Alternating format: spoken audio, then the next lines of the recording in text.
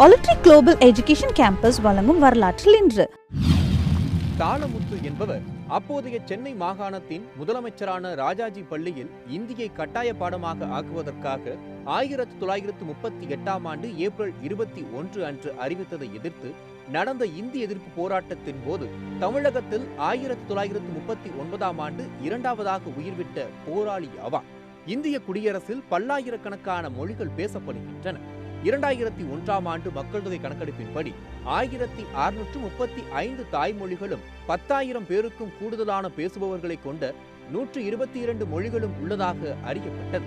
பிரித்தானிய ஆட்சியின் போது ஆங்கிலம் மட்டுமே அரசு மொழியாக விளங்கி வந்தது. இந்திய விடுதலை இயக்கத்தினர் 20ஆம் நூற்றாண்டின் துவக்க ஆண்டுகளிலேயே இந்தியாவின் பல்வேறு மொழியினரையும் பிரித்தானியருக்கு எதிராக ஒன்றிணைக்க உள்நாட்டு மொழி ஒன்றினை பொதுமொழியாக ஆக்கிட விருப்பம் கொண்டு இந்தியும் உருதுவும் கலந்த இந்துஸ்தானி என்ற மொழியை ஆதரித்தனர். இந்த அடிப்படையிலேயே 1918ஆம் ஆண்டு மகாத்மா காந்தி தட்சிண பாரத் இந்தி பிரச்சார சபா என்ற அமைப்பை உருவாக்கினார். இந்திய தேசிய காங்கிரஸ் 1925ஆம் ஆண்டு முதல் தனது நிகழ்வுகளை இந்துஸ்தானியில் மேற்கொள்ள துவங்கியது. காந்தி மற்றும் நேரு இருவருமே இந்துஸ்தானியை இந்தி பேசாத மாநிலங்களில் பரப்புவதில் விருப்பமுடையவர்களாக இருந்தனர். இந்த முயற்சி தமிழரை வட இந்தியர்களுக்கு அடிமையாக்குவதாக கருதிய பெரியார் இந்தி அல்லது இந்துஸ்தானியை பொதுமொழியாக்குவதில் உடன்பாடு இல்லை என்று கூறினார். 1937ஆம் ஆண்டு தேர்தலில் காங்கிரஸ் வெற்றி பெற்று சென்னை மாகாணத்தின் முதலமைச்சராக ராஜாஜி 1937ஆம் நாள் பதவியேற்கிறார். தேர்தல் பிரச்சாரத்தின் போதே இந்தி பயில வேண்டியதன் தேவையை விளக்கி வந்தார். அரசு பணிகள் குறைவாகவே இருக்கும், தென்னிந்தியர்களை வட மாநிலங்களில் தனியார் துறைகளில் வேலை தேட இந்தி பயில்வது மிக தேவையானது என எழுதியிருந்தார். அதன்படியே தாம் பதவிக்கு வந்த ஒரு மாத காலத்திலேயே 1937ஆம் ஆண்டு அன்று பள்ளிகளில் இந்தி கட்டாயமாக்க இருப்பதை கொள்கை அறிக்கையாக வெளியிட்டார். 1938ஆம் ஆண்டு ஜூன் மாதம் முதலாக 6, 7, 8 வகுப்புகளில் படிக்கும் மாணவ மாணவியருக்கு இந்தி கட்டாய பாடமாக்கப் போவதாக அறிவித்தார். அந்த மாணவர்கள் இந்தியை கட்டாயமாக பயின்று அதில் தேர்வும் எழுதி போதிய மதிப்பெண் பெற்றால் மட்டுமே அடுத்த வகுப்பிற்கு போக முடியும். முதலில் 100 பள்ளிகளுக்கு இந்த திட்டத்தை வெள்ளோட்டம் பார்க்க போவதாக அரசு அறிவித்தது. 1930களின் துவக்கத்திலேயே இந்துஸ்தானி சேவாதல், இந்துஸ்தானி இதாசி சபா போன்ற இயக்கங்களின் முயற்சியால் கட்டாய இந்தி பாடத்தை நீதி கட்சியின் உள்ளாட்சி அரசாங்கங்கள் சென்னை மாகாணத்தின் சில பள்ளிகளில் அறிமுகப்படுத்தியிருந்தன. ராஜாஜியின் இந்த சட்டத்தை எதிர்த்து முதலாவதாக மறைமலை அடிகள், பாவேந்தர் பாரதிதாசன் மற்றும் முத்தமிழ் காவலர் கி.ஆ.பெ. விஸ்வநாதம் ஆகியோர் திருச்சியில் முதலாம் இந்தி திணிப்பு எதிர்ப்பு போராட்டத்தை நடத்தினர். சென்னையில் நீதி கட்சியை சேர்ந்த ஏ.டி. பன்னீர்செல்வம், ஈவேரா பெரியார் ஆகியோர் தலைமையில் போராட்டங்களும் பேரணிகளும் நடைபெற்றன. மேலும் மாணவர்கள், வழக்கறிஞர்களின் புறக்கணிப்பு மற்றும் பேரணிகளின் விளைவாக தீவிரமாக போராட்டம் பரவியது. இந்த எதிர்ப்புகளுக்கு இடையே ராஜாஜி 1938ஆம் ஆண்டு 125 உயர்நிலை பள்ளிகளில் இந்தியை கட்டாய பாடமாக்கும் அரசாணையை வெளியிட்டார். அவரது பிடிவாதம் போராட்டக்காரர்களால் தமிழை அழித்து இந்தியை வளர்க்கும் முயற்சியாக கருதப்பட்டது. ராஜாஜி மற்றும் இந்திக்கு எதிராக மாநில அளவில் எதிர்ப்பு கிளம்பியது. 1938ஆம் ஆண்டு டிசம்பர் 3ஆம் தேதி இந்தி எதிர்ப்பு நாளாக கடைபிடிக்கப்பட்டது. சென்னை மாகாணத்தின் தமிழ் பேசும் மாவட்டங்களில் போராட்டம் தீவிரமடைந்தது. இதை எதிர்த்து போராடியவர்களுள் ஒருவர்தான் தாளமுத்து. கும்பகோணத்தைச் சேர்ந்த இவர் கட்டாய இந்தி திணிப்பை கண்டு கொதித்தெழுந்த தாளமுத்து இந்தி திணிப்புக்கு எதிராக நடந்த மறியலில் கலந்து கொண்டார். இதனால் சிறையில் அடைக்கப்பட்டார். சிறையில் இருந்தபோது ஏற்பட்ட வயிற்றுவலி காரணமாக சென்னை அரசு மருத்துவமனையில் தாளமுத்து சேர்க்கப்பட்டார். மருத்துவமனையில் உடல்நிலை மோசமாகி கைதியாகவே 1939 மார்ச் 15இல் காலமானார். இவரது உடல் சென்னை மூலக்கொத்தளம் சுடுகாட்டில் கட்டாய இந்தி திணிப்பிற்கு எதிரான போராட்டத்தில் முதல் களப்பணியான நடராசனின் உடல் அடக்கமான இடத்திற்கு பக்கத்திலேயே அடக்கம் செய்யப்பட்டது. மொழிக்கான போராட்டம் ஒன்றில் ஈடுபட்டு கைதியாக முதல் தியாகியாக நடராசனின் மரணம் சூழலை உணவுபூர்வமாக்கிவிட்ட நிலையில் இரண்டாவதாக தாளமுத்துவும் இறந்துவிட இந்த மரணங்கள் போராட்டத்தை மேலெடுத்துச் செல்ல அடிக்கல் ஆனது. போராட்டம் மேலும் தீவிரமடையவே இந்தி பயிற்றுமொழி தொடர்பான அரசாணையை 1940 பிப்ரவரி 21 அன்று அரசு திரும்ப பெற்றது. இவர்களின் நினைவை போற்றும் வகையில் சென்னையில் தமிழக அரசு கட்டிடம் ஒன்றிற்கு தாளமுத்து நடராசன் மாளிகை என்று பெயர் சூட்டியுள்ளது. இப்படி இந்தி திணிப்பை எதிர்த்து சிறை சென்று கைதியாகவே தாளமுத்து மறைந்த தினம் வரலாற்றில் இன்று. சரளா தாக்ரன் இவர் இந்தியாவின் முதல் பெண் விமானி ஆவார். இவர் 1000 மணி நேரம் விமானத்தை வெற்றிகரமாக இயக்கிய பிறகு 1936ஆம் ஆண்டு பிரிவு ஏ விமானி உரிமம் பெற்றார். பிறகு தொழில்முறை விமானியாக பிரிவு பி விமானி உரிமம் பெற விரும்பிய இவரது கனவும் பயிற்சியும் சுதந்திரத்திற்கு முந்தைய இந்தியாவின் நிலையற்ற சந்தர்ப்ப சூழ்நிலையின் காரணமாக தடைபெற்றது. விடாது மீண்டும் சுதந்திர இந்தியாவில் தனது பயிற்சியை தொடர்ந்த இவர் தொழில்முறை விமானி உரிமம் பெற்று பிறகு ராஜஸ்தான் ஆழ்வாரின் அரசியின் விமானத்தின் தனிப்பட்ட சிறப்பு விமானியாக 1948ஆம் ஆண்டு பணியேற்று 6 மாதங்கள் அந்த பணியில் நீடித்தார். உலக வரலாற்றில் முதலில் ரைட் சகோதரர்களால் நார்த் கரோலினா மாநிலத்தின் கிட்டிகாக் என்னும் இடத்தில் 1903ஆம் ஆண்டு அன்று வெற்றிகரமாக விமானம் பறக்கவிடப்பட்டது. உலக அளவில் பல நாடுகளில் பல நிறுவனங்கள் விமான சேவையில் 1909ஆம் ஆண்டு முதல் இறங்கின. வான் பயணத்தின் பொற்காலம் என கருதப்பட்ட காலம் என்பது 1ஆம் உலகப் போரின் முடிவில் தொடங்கி 2ஆம் உலகப் போரின் துவக்கம் வரையில் உள்ள இடைப்பட்ட காலமாகும்.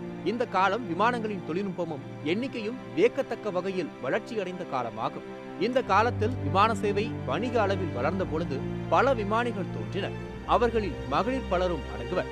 அமெரிக்காவின் ஹெரியட் கியூம்பி என்ற பெண்மணி 1911ஆம் ஆண்டு விமானி உரிமம் பெற்று விமானத்தில் பறந்த முதல் பெண்மணி ஆவார்.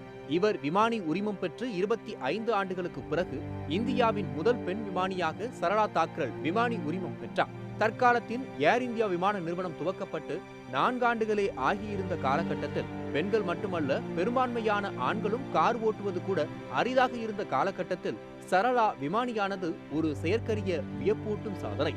இப்படி இந்தியாவின் முதல் பெண் விமானி சரளா தாக்கரல் மறைந்த தினம் வரலாற்றில் இன்று.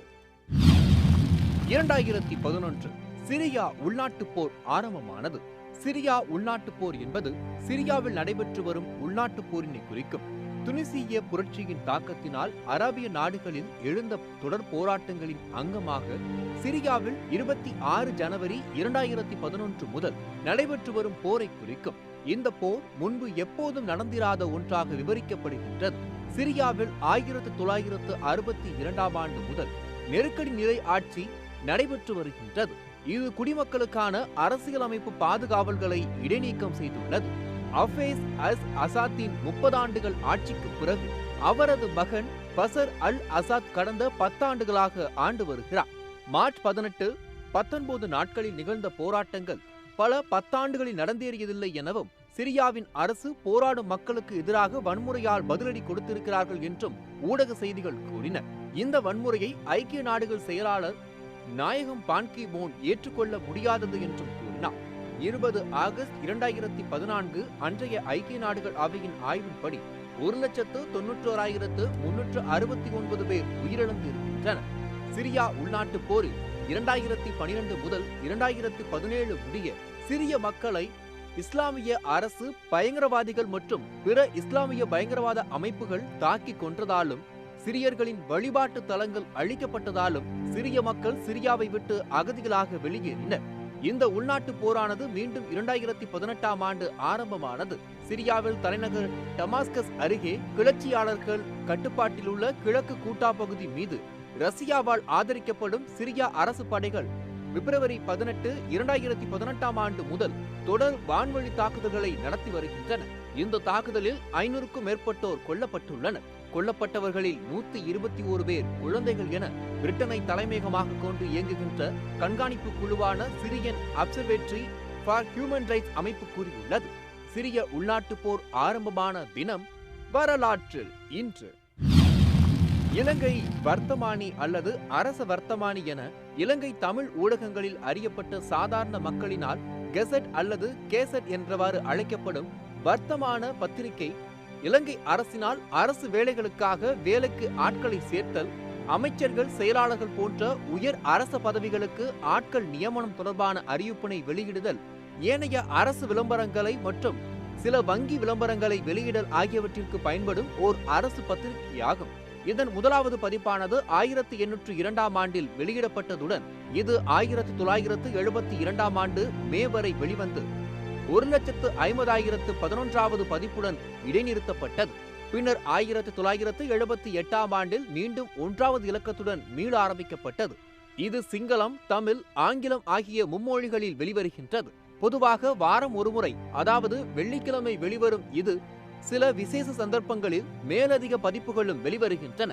அநேகமாக இலங்கையில் உள்ள எல்லா பிரதான உப அஞ்சல் அலுவலகங்களிலும் பொது நூலகங்களிலும் இதை பார்க்கக்கூடியதாக இருப்பதோடு சிலோன் டெய்லி நியூஸ் இணையதளத்தில் இருந்தும் பதிவிறக்கம் செய்து கொள்ளலாம். இந்த பத்திரிகை வெளிவரும் அறிவிப்புகள் சட்டத்தன்மை கொண்டவைகளாகும். பிரித்தானியர் இலங்கையின் கரையோர பகுதிகளை 1796ஆம் ஆண்டில் கைப்பற்றினர். தமது கட்டுப்பாட்டில் உள்ள பகுதிகளில் பிரித்தானிய அரசின் செய்திகளை கொண்டு செல்வதற்காக 1802ஆம் ஆண்டில் இலங்கை அரச வர்த்தமானி என்ற பத்திரிகையை முதன்முதலாக ஆங்கிலத்தில் வெளியிட்டனர். தமது குடியேற்ற நாடுகளில் இவ்வாறான பத்திரிகைகள் பிரித்தானிய அரசால் வெளியிடப்பட்டு வந்துள்ளன.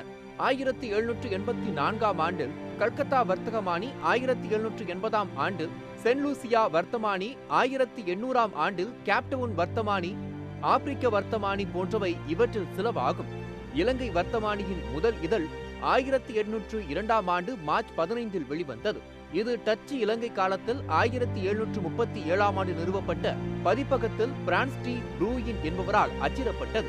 இதன் தமிழ் பதிப்பு 1806ஆம் ஆண்டு மற்றும் சிங்கள பதிப்பு 1814ஆம் ஆண்டு ஆரம்பிக்கப்பட்டது. 1972ஆம் ஆண்டில் இலங்கையில் பதவியில் இருந்த சிறிமாவோ பண்டாரநாயக்கா அரசு இலங்கைக்கான புதிய அரசியலமைப்பை அறிவித்ததோடு இலங்கை மேலாட்சியை இல்லாதொழித்தார். இதனையடுத்து அரச வர்த்தமானி 15,011வது இதழுடன் நிறுத்தப்பட்டது. பின்னர் பதவிக்கு வந்த ஜெயவர்த்தனா அவரின் அரசு 1978ஆம் ஆண்டு புதிய அரசியலமைப்பை நிறுவியதை அடுத்து வர்த்தமானி மீண்டும் வெளியிடப்பட்டது. இந்த இலங்கையின் முதலாவது அரச வர்த்தமானி வெளியிடப்பட்ட தினம் வரலாற்றில் இன்று. பனிப்போர் என்பது இரண்டாம் உலகப் போர் முடிந்த பின்னர் 1990ஆம் ஆண்டில் அமெரிக்காவுக்கும் சோவியத் ஒன்றியத்துக்கும் இடையில் இடம்பெற்ற முறுகலை குறிக்கும். இந்த காலத்தில் இந்த இரண்டு வல்லரசு நாடுகளும் தமது இராணுவம், தொழில்நுட்பம் மற்றும் விண்வெளி திட்டங்களை வளர்ச்சி செய்துள்ளன. வேறு நாடுகளுடன் ஒப்பந்தம் செய்து இரண்டு நாடுகளும் உலகில் தனது செல்வாக்கை மேம்படுத்தியுள்ளன. சோவியத் ஒன்றியத்தின் நட்பு நாடுகள் பொது உடைமையை பயன்படுத்தியுள்ளன. அமெரிக்க அரசு பொது உடைமையின் விரிவை தடை செய்து பார்த்தது. இதனால் கொரியா, வியட்நாம், ஆப்கானிஸ்தான் போன்ற நாடுகளில் அமெரிக்காவுடன் இணைந்த படையினர்களும் சோவியத் ஒன்றியத்தை இணைந்த படையினர்களும் போர்களில் ஈடுபட்டுள்ளன. 1980களின் இறுதியில் பனிப்போரின் முடிவு வந்தது. அமெரிக்க தலைவர் ரொனால்ட் ரேகன் சோவியத் ஒன்றியத்து எதிரான கொள்கைகளின் வலிமையை மேம்படுத்தியுள்ளார். சோவியத் தலைவர் மிக்கல் கோர்பசவ் சோவியத் ஒன்றியத்தில் பொது உடைமை கொள்கைகளை மாற்றினார். 1991ஆம் ஆண்டு சோவியத் ஒன்றியம் அழிக்கப்பட்டு பனிப்போர் முடிவடைந்தது. பனிப்போர் தொடக்க புள்ளியை பற்றி வரலாற்று அறிஞர்களுக்கிடையே கருத்து வேறுபாடுகள் உள்ளது. பெரும்பாலான வரலாற்றாசிரியர்கள் இரண்டாம் உலகப் போரை தொடர்ந்து உடனடியாக பனிப்போர் தொடங்கியதாக அதன் தோற்றத்தை கண்டுபிடித்துள்ளனர். மற்றவர்கள் 1917ஆம் ஆண்டில் போல்செவிக் அதிகாரத்திற்கு வந்தபோது ரஷ்ய குடியரசில் அக்டோபர் புரட்சிகள் தொடங்கியது என்று வாதிடுகின்றனர். சோவியத் யூனியன் ஒரு விரோதமான முதலாளித்துவ சுற்றுப்பாதையில் சூழப்பட்டிருப்பதாக விளாடிமிர் லெனின் குறிப்பிடுகிறார். சோவியத் ஒன்றியத்தின் எதிரிகளை பிரித்து வைப்பதற்கு ஒரு ஆயுதமாகவும் சர்வதேச கம்யூனிசம் உருவாக்கும் ராஜதந்திரமாக பனிப்போரை கருதினார். இது வெளிநாடுகளில் புரட்சிகர எழுச்சிகளை அழைத்தது. அவருடைய வாரிசான ஜோசப் ஸ்டாலின் சோவியத் ஒன்றியத்தை ஒரு சோசலிச தீவு என்று கருதியதுடன் தற்போதைய முதலாளித்துவ அமைப்பு ஒரு சோசலிச சுற்றுச்சூழலால் மாற்றியமைக்கப்பட வேண்டும் என்பதை குறிப்பிட்டு கூறினார். இரண்டாம் உலகப் போருக்கு முன்பு பல்வேறு நிகழ்வுகள் பரஸ்பர நம்பிக்கையற்ற தன்மையை நிரூபித்தன மற்றும் மேற்கத்திய சக்திகளுக்கும் சோவியத் ஒன்றியத்திற்கும் இடையே சந்தேகமும், இது தவிர முதலாளித்துவத்திற்கு எதிராக கம்யூனிசத்தால் முன்வைக்கப்படும் போது தத்துவ சவால்களும் அடங்கியுள்ளது. ரஷ்ய உள்நாட்டுப் போரில் போல்ஸ்விக்குகளுக்கு எதிரான எதிர்ப்பில் மேற்கு நாடுகளின் வெள்ளை இயக்கம் ஆதரவு தந்தது. 1926ஆம் ஆண்டில் ஐக்கிய ராஜ்யத்தில் நடைபெற்ற பொது வேலைநிறுத்தத்திற்கு சோவியத் நிதி கொடுத்ததால் பிரித்தானியா மற்றும் சோவியத் ஒன்றியத்துடனான உறவுகளில் விரிசல் ஏற்பட்டது.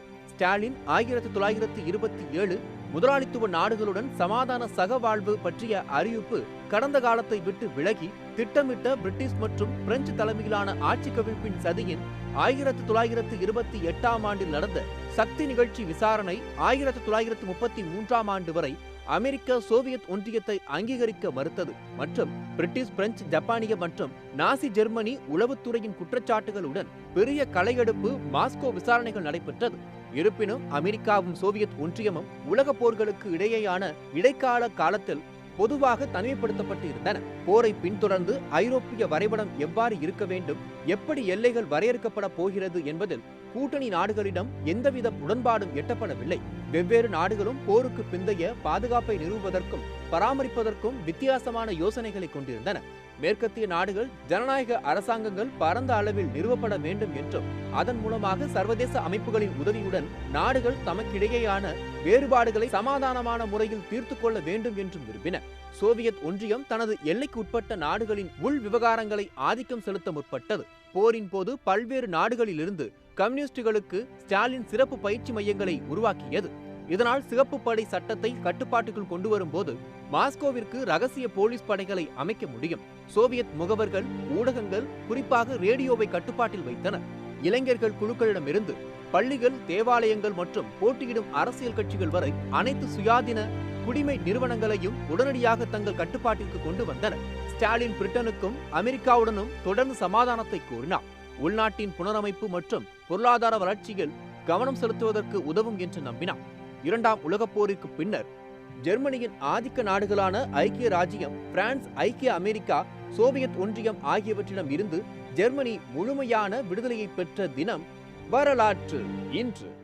இன்றைய சொல்லு வெல்லு போட்டிக்கான கேள்வி: திமுகவில் இருந்து விலகி பாஜகவில் இணைந்த டாக்டர் சரவணனுக்கு தேர்தலில் போட்டியிட எந்த தொகுதியை ஒதுக்கியது பாஜக? ஒவ்வொரு ஆண்டும் மார்ச் 15ஆம் தேதி உலக நுகர்வோர் உரிமைகள் நாளாக பிரகடனப்படுத்தப்பட்டுள்ளது. இந்திய அரசாங்கம் ஒவ்வொரு ஆண்டும் மார்ச் மாதம் 15ஆம் தேதியை தேசிய நுகர்வோர் உரிமைகள் நாளாக பிரகடனப்படுத்தியுள்ளது. அமெரிக்க ஜனாதிபதியாக இருந்த ஜோன் எஃப் கென்னடி அமெரிக்க பாராளுமன்றத்தில் நுகர்வோர் பாதுகாப்பு தொடர்பாகவும் நுகர்வோர் உரிமைகள் சட்டம் தொடர்பாகவும் ஆற்றிய முக்கிய உரை 1962ஆம் ஆண்டு மார்ச் மாதம் 15ஆம் தேதி இடம்பெற்றது. அந்த உரையே உலக அளவில் ஒரு நாட்டு தலைவர் நுகர்வோர் பாதுகாப்பு தொடர்பாக ஆற்றிய முக்கிய உரையாக கணிக்கப்படுகின்றது. அதேவேளை நுகர்வோர் பாதுகாப்பு தொடர்பாக கரிசனை காட்டிய முதலாவது நாட்டு தலைவராக ஜோன் எஃப் கென்னடி கணிக்கப்படுகிறார். 1962ஆம் ஆண்டு மார்ச் மாதம் 15ஆம் தேதி இடம்பெற்ற அந்த உரை உலக அளவில் மிகப்பெரிய அலைகளை தோற்றுவித்தது. அதன் விளைவாக 1962ஆம் ஆண்டு ஒவ்வொரு வருடமும் மார்ச் மாதம் 15ஆம் தேதியை உலக நுகர்வோர் உரிமைகள் நாளாக பிரகடனப்படுத்தி அறிவிக்கப்பட்டது. அதற்கு அடுத்த ஆண்டு, அதாவது 1963ஆம் ஆண்டில் இருந்து ஒவ்வொரு வருடமும் மார்ச் மாதம் 15ஆம் தேதி உலக நுகர்வோர்கள் உரிமைகள் நாள் அனுசரிக்கப்படும் தினம் வரலாற்று இன்று. இல்லைங்கிற இடத்துல தான் ஒரு பெரிய வெற்றிடம் இருக்குது. ஸோ எனக்கு என்ன தேடல் அப்படிங்கிறது தெரியும். அந்த தேடலுடைய குறைகளை இல்லாத பட்சத்தில் ஒரு முழுமையான ஸ்கூல் கொடுக்கணும் அப்படிங்கிறது தான் இது ஒரு குளோபல் எஜுகேஷன் ஸ்கூல் அப்படின்னு சொல்லி நான் நினைக்கிறேன். Breaking all the traditional learning methods, Olutri Global Education Campus, Madhuvaram and Kodungayur. Admission open for session 21-22. We provide world-class education and amenities with minimum fee. Hurry up, limited seats. Complete your admission process just over a phone call. 7550010013, 7550010016. Chennai's best CBSE school challenge.